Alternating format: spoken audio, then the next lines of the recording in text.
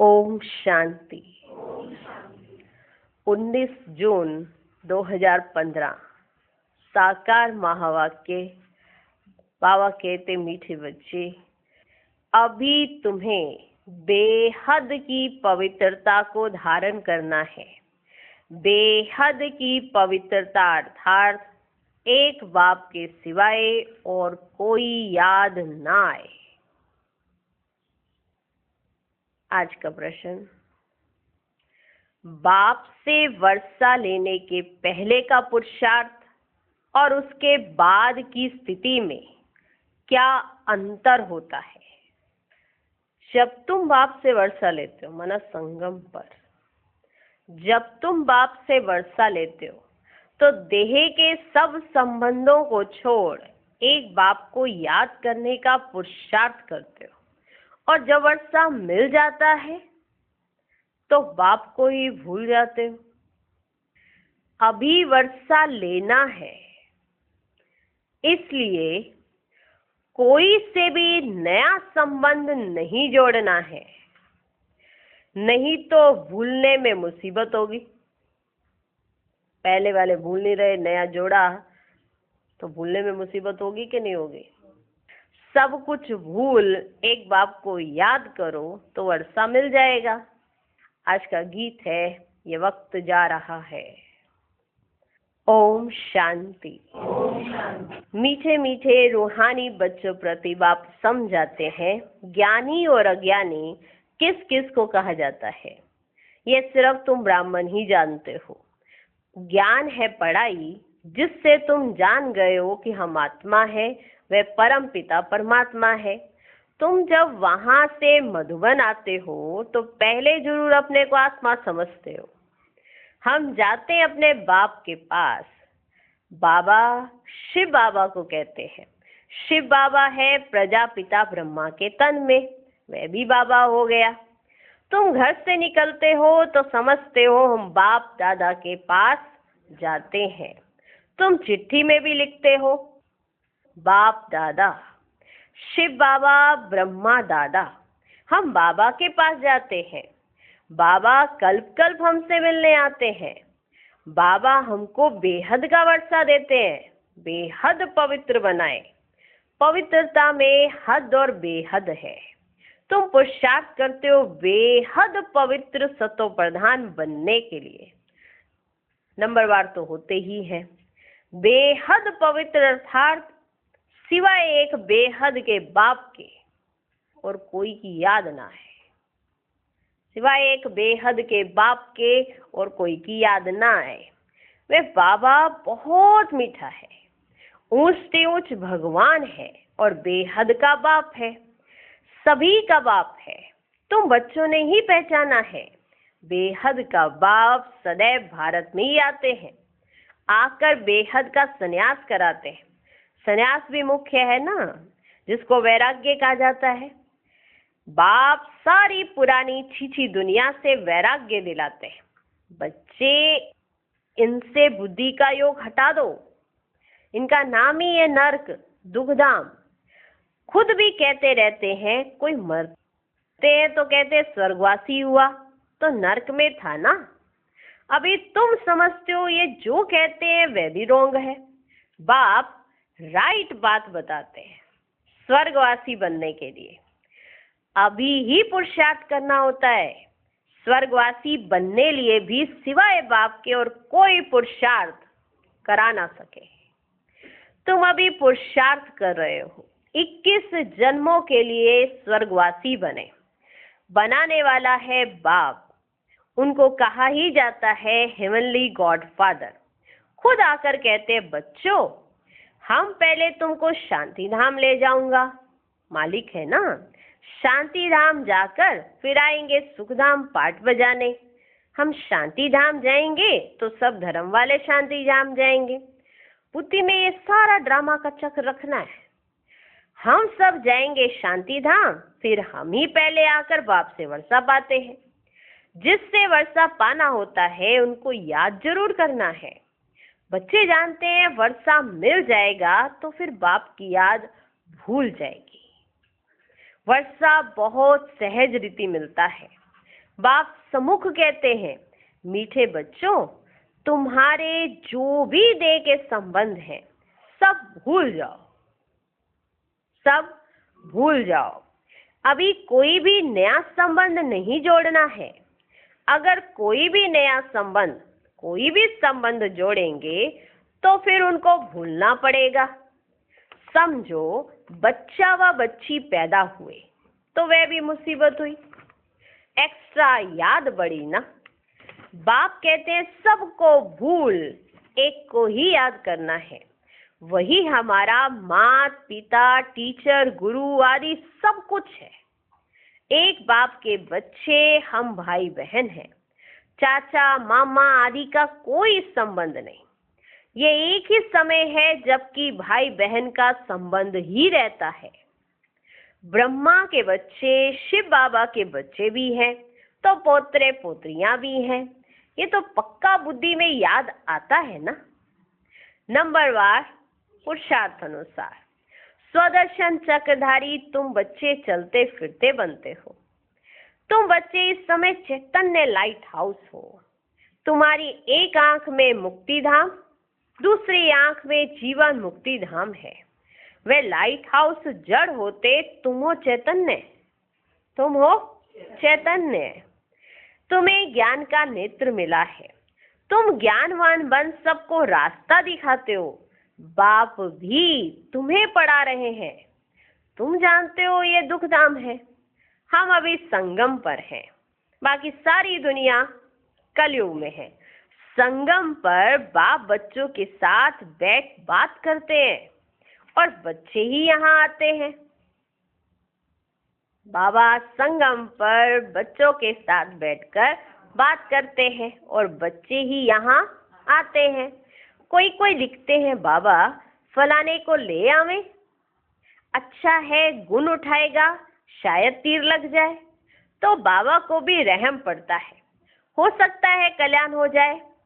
तुम बच्चे जानते हो यह है पुरुषोत्तम संगम युग, यह है पुरुषोत्तम संगम युग। इस समय ही तुम पुरुषोत्तम बनते हो। कलयुग में सब है कनिष्ठ पुरुष, जो उत्तम पुरुष लक्ष्मी नारायण को नमन करते हैं। सत्युग में कोई भी किसको नमन नहीं करते हैं।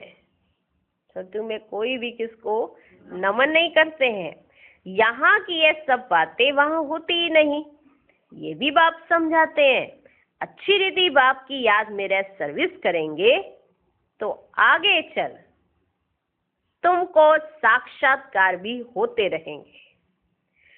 तुम कोई की भी भक्ति आदि नहीं करते हो, तुमको बाप सिर्फ पढ़ाते हैं। घर बैठे आप ही साक्षात्कार आदि होते रहते हैं। बहुतों को ब्रह्मा का साक्षात्कार होता है, उनके साक्षात्कार के लिए कोई पुरुषार्थ नहीं करते।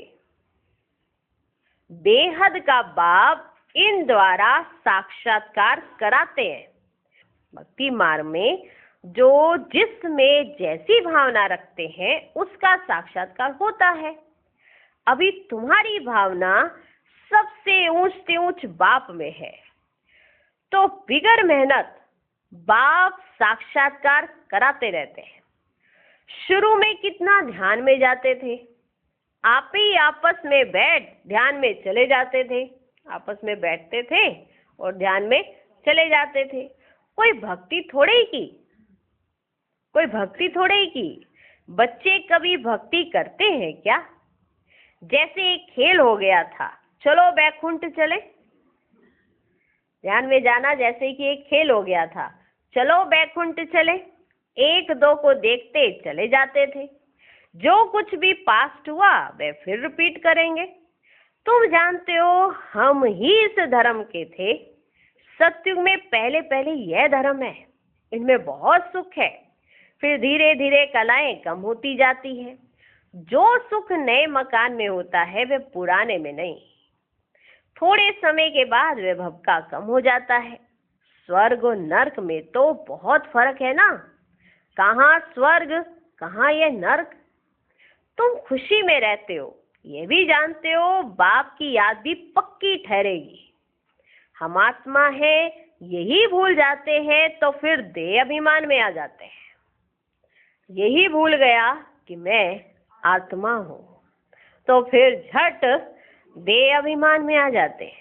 यहाँ बैठे हो तो भी कोशिश करके अपने को आत्मा निश्चय करो, तो बाप की याद भी रहेगी। कई बच्चे कहते हैं बाबा की याद नहीं रहती है। क्यों नहीं रहती है? क्योंकि घड़ी घड़ी तो देह अभिमान आ जाता है, ये भूल जाते हैं कि हम हैं कौन। यहाँ बैठे हो तो भी कोशिश करके अपने को आत्मा निश्चय करो, तो बाप की याद भी रहेगी। देह में आने से फिर देह के संबंध याद आएंगे, ये एक लॉ है। अगर आप देह में आ गए तो देह के संबंध याद आएंगे, यह एक लॉ है। तुम गाते भी हो मेरा तो एक दूसरा ना कोई, बाबा हम बलिहार जाएंगे, वह अभी समय है। जब आपने गाया था कि हम बलिहार जाएंगे, वह अभी समय है, एक को ही याद करना है।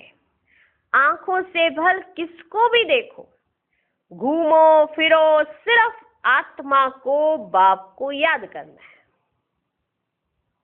घूमो फिरो सिर्फ आत्मा को, बाप को याद करना है। शरीर निर्वाह अर्थ कर्म भी करना है, परंतु हाथों से काम करते दिल बाप की याद में रहे। आत्मा को अपने माशूक को ही याद करना है। कोई की किसी सखी से प्रीत हो जाती है, कोई की किसी सखी से प्रीत हो जाती है तो फिर उनकी याद ठहर जाती है। फिर वह रग टूटने में बड़ी मुश्किलात होती है। किसी की सखी में, किसी की सखा में, माना कि भाइयों भाइयों की भी प्रीत हो जाती है, बहनों बहनों की भी प्रीत हो जाती है, तो फिर रग जुड़ जाती है, तो फिर मुश्किल रग टूटती है, बहुत मुश्किल हो जाती है। फिर वह रग टूटने में बड़ी मुश्किलात होती है। पूछते हैं बाबा ये क्या है, ये क्या है? अरे तुम नाम रूप में क्यों फंसते हो? एक तो तुम देह अभिमानी बनते हो, और दूसरा फिर तुम्हारा कोई पास्ट का हिसाब किताब है, वह धोखा देता है। बाप कहते इन आंखों से जो कुछ देखते हो उनमें बुद्धि ना जाए। एक तो तुम्हें देह अभिमान आ गया, दूसरा तुम्हारा कोई पास्ट का इसके साथ हिसाब किताब है, फंस गए ना। क्योंकि देह अभिमान तो जा नहीं रहा, वो जा नहीं रहा, आत्मा समझ नहीं पा रहे, रग टूट ही नहीं पा रही।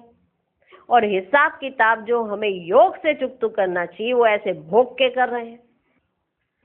कहीं कहते हैं हमें पता नहीं क्या है, हमारा बड़ा कड़ा हिसाब किताब। हिसाब किताब कड़ा नहीं होता, योग की कमी है जिसकी वजह से हिसाब किताब हावी है।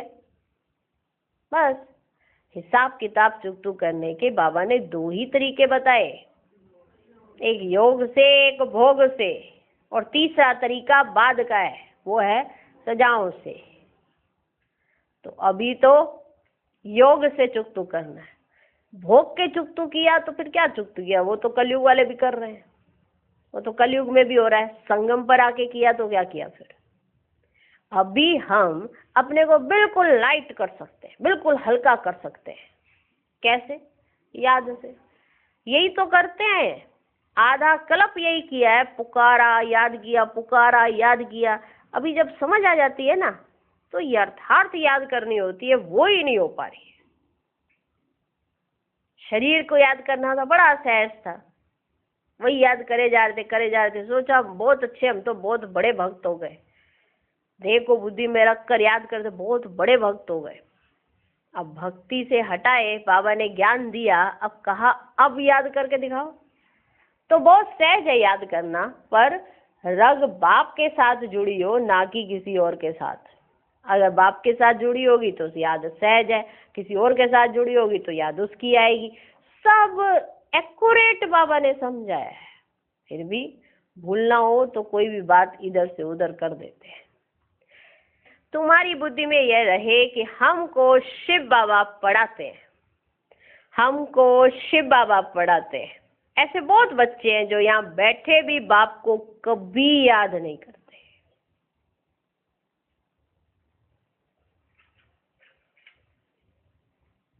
ऐसे बहुत बच्चे हैं जो यहाँ बैठे भी बाप को कभी याद नहीं करते, कई तो यहाँ बैठे भी याद में नहीं रह सकते हैं। तो अपने को देखना चाहिए, हमने कितना शिव बाबा को याद किया, हमने कितना शिव बाबा को याद किया।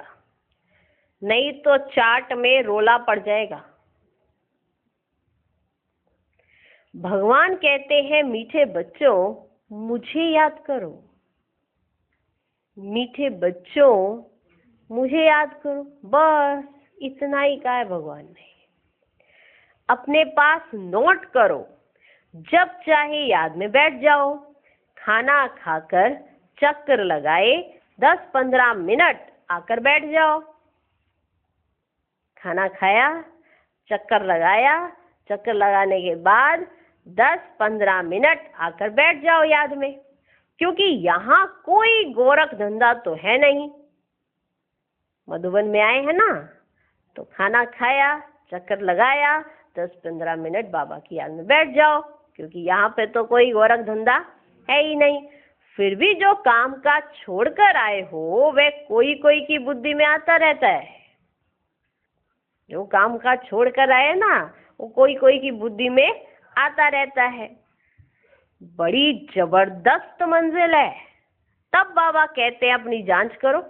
पहुंच तो गए, लेकिन बुद्धि यहीं पर है या बुद्धि वहां है? तो ये अपनी जांच करो। ये तुम्हारा मोस्ट वैल्यूबल टाइम है। भक्ति मार्ग में तुमने कितना टाइम वेस्ट किया है? दिन प्रतिदिन गिरते ही रहते हो। श्री कृष्ण का दीदार हुआ, बहुत खुशी हो जाती है, मिलता तो कुछ भी नहीं। बाप का वर्षा तो एक ही बार मिलता है। अब बाप कहते हैं मेरी याद में रहो, तो तुम्हारे जन्म जन्मांतर के पाप मिट जाएं। स्वर्ग का पासपोर्ट उन्हीं बच्चों को मिलता है जो याद में रह अपने विकर्मों को विनाश कर कर्मातीत अवस्था को पाते हैं। जो याद में रह अपने विकर्मों को विनाश कर कर्मातीत अवस्था को पाते हैं, उन्हें क्या मिलता है? स्वर्ग का पासपोर्ट। जो याद में रह अपने विकर्मों को विनाश कर कर्मातीत अवस्था को पाते हैं, नहीं तो बहुत सजा खानी पड़ती है। बाबा और भी राय देते हैं, अपने ताज व तख्त का फोटो अपने पॉकेट में रख दो तो याद रहेगी। इनसे हम यह बनते हैं, जितना देखेंगे उतना याद करेंगे, फिर उसमें ही मोह लग जाएगा कि हम यह बनते हैं, हम यह बनते हैं, हम यह बन रहे हैं नर से नारायण। चित्र देखकर खुशी होगी, शिव बाबा याद आएगा। ये सब पुरुषार्थ की युक्तियां हैं कि ऐसे ऐसे कर लो, ऐसे ऐसे कर लो। बाबा तो चाहते हैं ना कि बस इनकी बुद्धि बाप और वर्षे के साथ लगी रहे, बाकी इस दुनिया में कहीं भी लगे नहीं। यहाँ लगेगी तो दुख होगा, वहां लगेगी तो सुख होगा। बाबा तो अपने बच्चों को सुखी खुश ऐसा ही देखना चाहते हैं। शिव बाबा याद आएगा। ये सब पुरुषार्थ की युक्तियां हैं। कोई से भी तुम पूछो सत्यनारायण की कथा सुनने से क्या होता है? हमारा बाबा हमको सत्यनारायण की कथा सुना रहे हैं। कैसे 84 जन्म लिए हैं, वह भी हिसाब तो चाहिए ना। सब तो 84 जन्म नहीं लेंगे। दुनिया को तो कुछ भी पता ही नहीं है, ऐसे ही मुख से सिर्फ कह देते हैं। इसको कहा जाता है थियोरिटिकल। यह है तुम्हारा प्रैक्टिकल। माना वो है थ्योरी, ये है प्रैक्टिकल। अभी जो हो रहा है उनके फिर भक्ति मार्ग में पुस्तकारी बनेंगे। तुम स्वदर्शन चक्रधारी बनकर विष्णुपुरी में आते हो, यह है नई बात। रावण राज्य झूठ खंड, फिर सचखंड राम राज्य होगा। चित्रों में बड़ा क्लियर है। अभी इस पुरानी दुनिया का अंत है। 5000 वर्ष पहले भी विनाश हुआ था। साइंसदान जो भी हैं, उन्हों को ख्याल में आता है कि हमको कोई प्रेरक है जो हम ये सब करते रहते हैं। समझते भी हैं हम ये करेंगे तो इनसे सब खत्म हो जाएंगे। मालूम है कि जो हम बना रहे हैं इन सब चीजों से सब कुछ खत्म हो जाएगा। परंतु परवश हैं, डर लगा हुआ है। समझते हैं घर बैठे एक बम छोड़ेंगे तो खत्म कर देंगे। एरोप्लेन, पेट्रोल आदि की भी दरकार नहीं रहेगी। माना प्लेन भी नहीं चाहिए कि कुछ छोड़ के आए कहीं, घर बैठे ही बटन दबाया, सब कुछ खत्म। विनाश तो जरूर होना ही है। नई दुनिया सतयुग था, क्राइस्ट से 3000 वर्ष पहले स्वर्ग था, फिर अब स्वर्ग की स्थापना हो रही है। आगे चल समझेंगे। तुम जानते हो स्थापना जरूर होनी है, इसमें तो पाई का भी संशय नहीं। स्थापना तो जरूर होनी है, इसमें तो पाई का भी संशय नहीं। यह ड्रामा चलता रहता है कल्प पहले मुआफिक। ड्रामा जरूर पुरुषार्थ कराएगा। ये शब्द का अर्थ समझना। जिनको बाप पर पूरा निश्चय और जिनको स्वयं पर भी बाप की सिलेक्शन पर निश्चय होता है, ड्रामा उनका साथ देता है। क्या समझे? बाप में निश्चय, अपने आप में निश्चय, ड्रामा पर निश्चय, तो ड्रामा ऑटोमेटिकली उनका साथ देता है।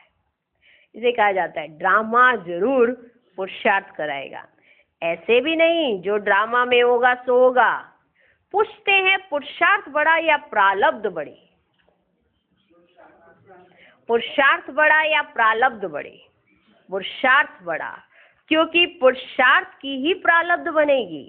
पुरुषार्थ बिगर कभी कोई रह ना सके। तुम पुरुषार्थ कर रहे हो ना।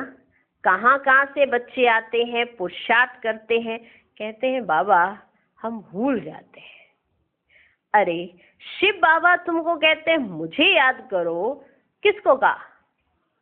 मुझ आत्मा को। बाप आत्माओं से ही बात करते हैं। शिव बाबा ही पतित पावन है, ये आत्मा भी उनसे सुनती है। तुम बच्चों को ये पक्का निश्चय रखना चाहिए कि बेहद का बाप हमको विश्व का मालिक बनाते हैं। वह है ऊंच ते ऊंच, प्यारे ते प्यारा बाप। भक्ति मार्ग में उनको ही याद करते थे, गाते भी हैं तुम्हारी गति मति न्यारी। तो जरूर मत दी थी, जरूर मत दी थी। अब तुम्हारी बुद्धि में इतने सब मनुष्य मात्र वापिस घर जाएंगे। विचार करो कितनी आत्माएं हैं, सबका सिजरा है। सब आत्माएं फिर नंबरवार जाकर बैठेंगी। क्लास ट्रांसफर होता है तो नंबरवार बैठती है ना। तुम भी नंबरवार जाते हो। छोटी बिंदी माना आत्मा नंबरवार जाकर बैठेगी, फिर नंबरवार आएगी पाठ में। यह है रुद्रमाला। बाप कहते इतने करोड़ आत्माओं की मेरी माला है। ऊपर में मैं फूल हूँ, ऊपर में मैं फूल हूँ। फिर पाठ बजाने के लिए सब यहाँ ही आए हैं। ये ड्रामा बना हुआ है। कहा भी जाता है बना बनाया ड्रामा है। कैसे ये ड्रामा चलता है सो तुम जानते हो। सबको ये बताओ कि अपने को आत्मा समझ बाप को याद करो तो तुम्हारे विक्रम विनाश होंगे, फिर तुम चले जाएंगे। यह है मेहनत, यह मेहनत है। सबको रास्ता बताना है, तुम्हारा फर्ज है। तुम कोई देधारी में नहीं फंसाते हो। बाप तो कहते हैं मुझे याद करो तो पाप भस्म हो जाएंगे। बाप डायरेक्शन देते हैं सो तो करना पड़ेगा। पूछने की क्या बात, कैसे भी करके याद जरूर करो, कैसे भी करके याद जरूर करो। इसमें बाबा क्या कृपा करेंगे? कैसे भी करके याद जरूर करो। इसमें बाबा क्या कृपा करेंगे? याद तुमको करना है, वर्षा तुमको लेना है। क्या करो? याद करो। याद तुमको करना है, वर्षा तुमको लेना है। बाप स्वर्ग का रचयिता है तो जरूर स्वर्ग का वर्षा मिलेगा। अभी तुम जानते हो ये झाड़ पुराना हो गया है, इसलिए इस पुरानी दुनिया से वैराग्य है। इनको कहा जाता है बेहद का वैराग्य। वह हठ योगियों का है हद का वैराग्य। वह बेहद का वैराग्य सिखला ना सके। बेहद के वैराग्य वाले फिर हद का कैसे सिखलाएंगे? अब बाप कहते सिकिलधे बच्चे, तुम भी कहते हो कितना सिकिलधा बाप है। बाप कहते सिकिलधे बच्चे, तुम भी कहते हो कितना सिकिलधा बाप है। 63 जन्म बाप को याद किया है, बस हमारा तो एक बाप दूसरा ना कोई। अच्छा, मीठे मीठे सिकिलदे बच्चों प्रति माता पिता बाप दादा का याद प्यार और गुड मॉर्निंग। रूहानी बाप की रूहानी बच्चों को नमस्ते। हम रूहानी बच्चों के भी रूहानी बाप को नमस्ते नमस्ते नमस्ते। Good morning good morning good morning.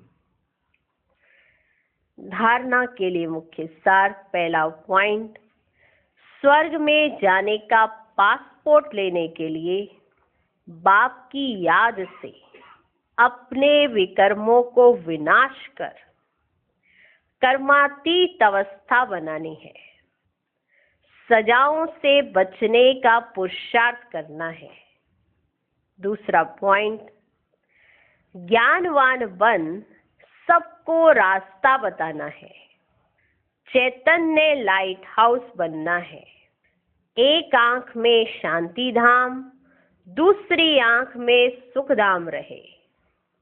इस दुख धाम को भूल जाना है। आज का वरदान, वाइसलेस की शक्ति द्वारा सूक्ष्मतन व तीनों लोकों का अनुभव करने वाले श्रेष्ठ भाग्यवान भव। जिन बच्चों के पास वाइसलेस की शक्ति है, बुद्धि योग बिल्कुल रिफाइन है, ऐसे भाग्यवान बच्चे सहज ही तीनों लोकों का सैर कर सकते हैं। सूक्ष्मतन तक अपने संकल्प पहुंचाने के लिए, सूक्ष्मतन तक अपने संकल्प पहुंचाने के लिए सर्व संबंधों के सार वाली महीन याद चाहिए। ये सबसे पावरफुल तार है। इसके बीच में माया इंटरफेयर नहीं कर सकती। तो सूक्ष्मतन की रौनक का अनुभव करने के लिए स्वयं को वाइसलेस की शक्ति से संपन्न बनाओ। अगर सूक्ष्मतन की रौनक का अनुभव करना है, ठीक, तो सर्व संबंधों के सार वाली महीन याद चाहिए। आज का स्लोगन, किसी व्यक्ति, वस्तु व वैभव के प्रति आकर्षित होना ही कंपेनियन बाप को संकल्प से तलाक देना है। ये वक्त जा रहा, तो एक एक सेकंड सफल करना है। वक्त जा रहा है तो एक एक सेकंड सफल करना है, उसे वेस्ट नहीं करना है, ये सोचा नहीं चाहिए। हम हमेशा नेगेटिविटी की तरफ जल्दी चले जाते हैं, पॉजिटिविटी की तरफ बहुत कम आते हैं, क्योंकि रावण का काम ही यही है, आपको डिग्रेड जल्दी करेगा। कभी ये संकल्प क्यों नहीं आता कि कोई ये बात होगी, अब इससे एक्स्ट्रा करके इस बात के ऊपर पानी या मिट्टी डाल देनी है ताकि इसका प्रभाव ना पड़े। ऊपर एक्स्ट्रा नहीं करते हम और नीचे गिर जाते हैं, खुद को गिराते हैं और नीचे गिराते हैं, फिर और नीचे गिराते हैं, फिर और तले में आ जाते हैं। अब जैसे किसी से सुबह उठा नहीं जाता, लेकिन किसी भी घड़ी आंख खुली, आना 4:05, उसी घड़ी उठ जाओ, लेकिन अमृत तो लोग भिजवा दिया ना इस समय माया ने, चल तू और सो जा। आज तो चला ही गया ना मेरा अमृतुल्ला, तो कल से बता दूंगा इसको। माना मैंने रखा था लक्ष्य 3:30 बजे उठने का, लेकिन 4, 5 पे या 10 पे मेरी आंख खुली। अब ये मेरी स्थिति पर निर्भर करता है कि अब मैं ये 4:10 वाली चीज को पकड़ लेती हूँ या मैं अपने आप को और आगे बढ़ाकर नीचे गिराती हूँ।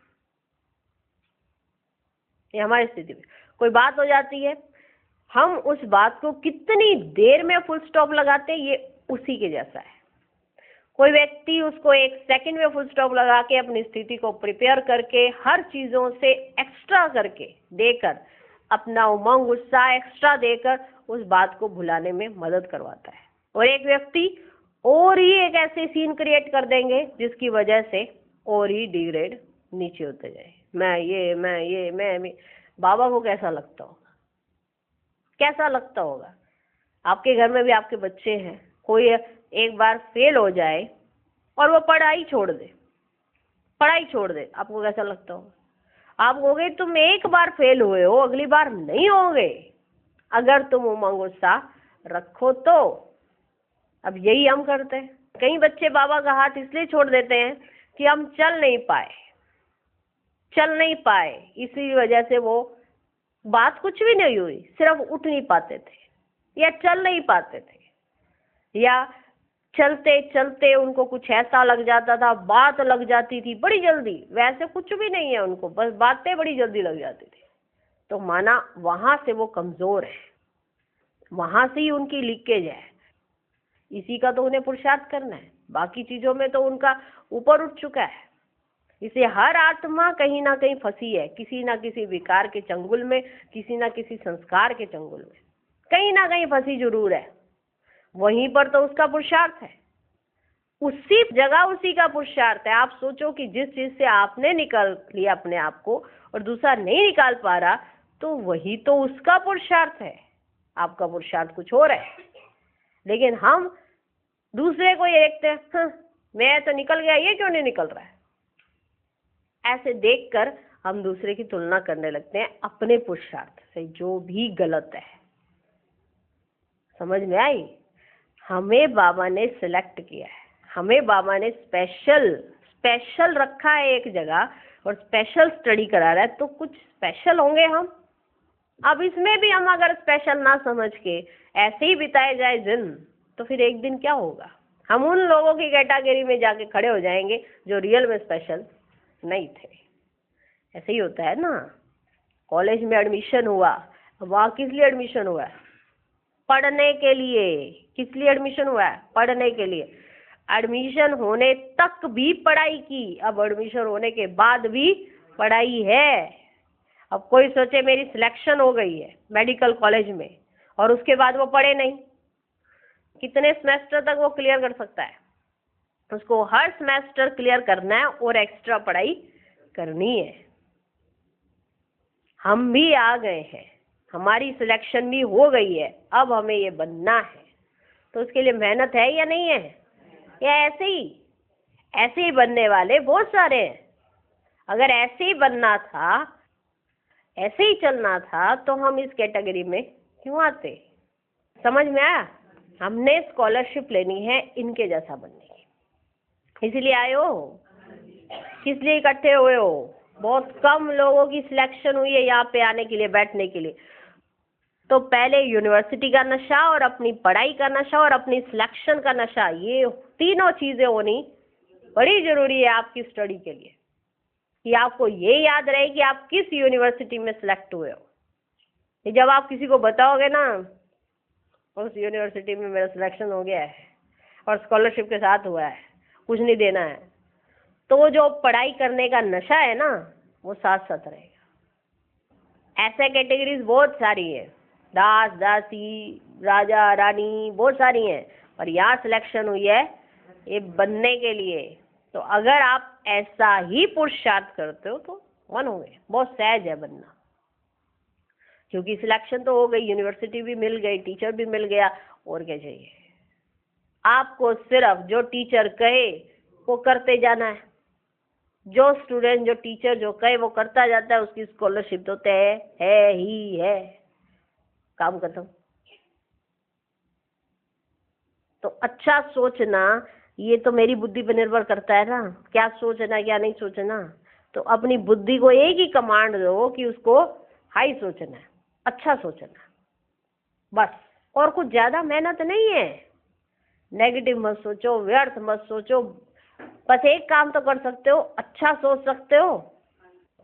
अच्छा सोचोगे तो सबके लिए ही अच्छा सोचोगे, और आपके लिए अच्छा तो होना ही है, क्योंकि आप एकदम डब्बी के अंदर हो। तो कोई भी आपका बुरा करने के लिए तो हाथ तक क्या आपके नजर नहीं डाल सकता आपके ऊपर, क्योंकि आप डब्बी के अंदर हो। सोचो आपके जीवन को कितना अमूल्य भगवान ने बनाया है। एक हीरे को डब्बी के अंदर रखा जाता है, एक ऐसे ही फेंक दिया जाता है। ये वैल्यू पर निर्भर करता है।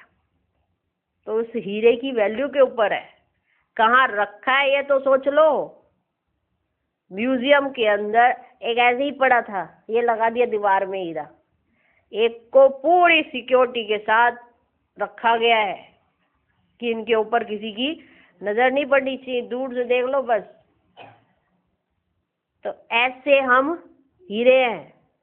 कम से कम अपनी कीमत को तो समझ लो, कीमत को समझोगे तभी तो वो नशा चढ़ेगा मैं कौन सा हीरो हूं।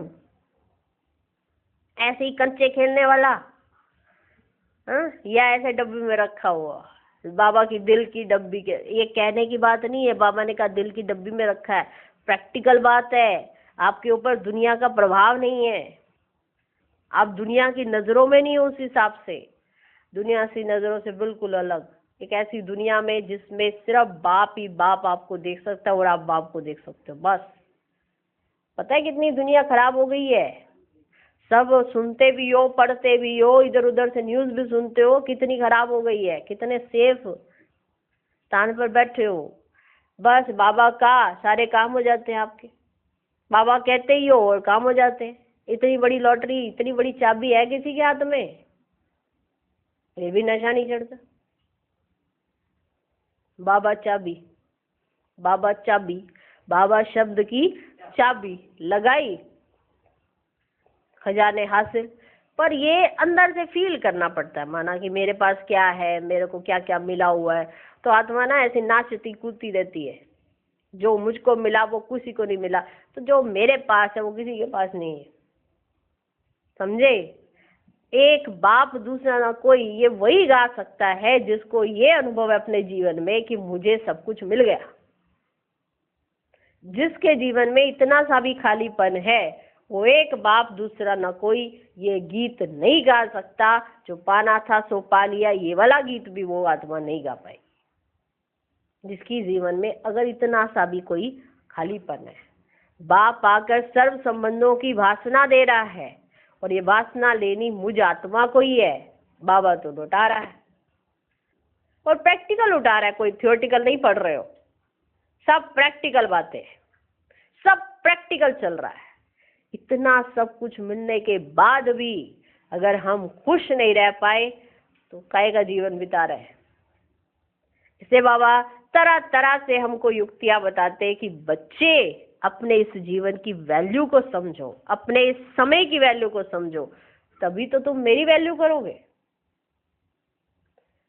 ठीक, किसके बच्चे हो, कौन हो, किस लिए जन्म लिया है, दुनिया की तो चलो बाद में सोचोगे, पहले अपने आप की वैल्यू करके खुद को इतने नशे में लाओ कि मेरा जन्म किस लिए हुआ है और मुझे किसने अपने हाथों में, अपनी गोद में, अपने कांधे पे उठा के रखा हुआ है। ऐसे माता पिता मुझे मिले हैं जिन्होंने मुझे दुनिया के चारों तरफ की तमो प्रधान वृत्तियों से बिल्कुल सेफ रख अपने दिल की तिजोरी में रखा है। वाह मेरा भाग्य, जो गीत हर सेकंड गाती है आत्मा, वो कभी मूंझ नहीं सकती, सदा मौज में रहेगी। वो कहीं किसी पर आकर्षित नहीं हो सकती, ना ही प्रभाव में आ सकती है, वो सदा मौज में रहेगी, जिसको ये अनुभव है कि मुझे कौन मिला है। अच्छा, ओम शांति। चलें बाबा की याद में बेहद की पवित्रता के साथ, मतलब एक बाप दूसरा ना कोई, कोई देह नहीं, कोई देहधारी नहीं, सिर्फ और सिर्फ एक शिव बाबा।